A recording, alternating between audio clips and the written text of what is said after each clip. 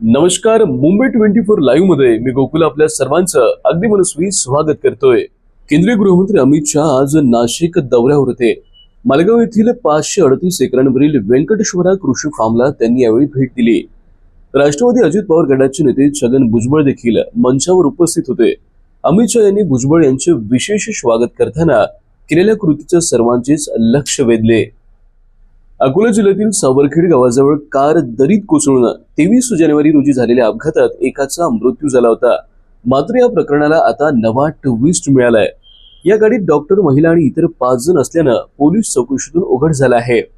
अपघाताच्या आधी गाडीचा गुरे चोरी प्रकरणी पाठलाग झाला असल्याचा संशय व्यक्त केला जातोय.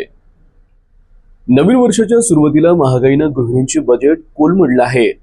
धान्य, डाळी, खाद्यतेल, साबण, टूथपेस्ट यांसारख्या रोजच्या गरजा वस्तूंचे दर मोठ्या प्रमाणात वाढले आहेत. यामुळे महिन्याचं किराणा बजेट जवळपास 3,500 ते 4,000 रुपयांपर्यंत पोहोचले असून महागाईचा बोजा सामान्यांच्या खिशावर पडत आहे.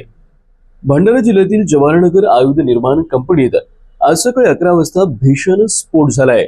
या स्फोटात 5 जणांचा जागीच मृत्यू झाला असून नागरिकांमध्ये भीतीचे वातावरण आहे.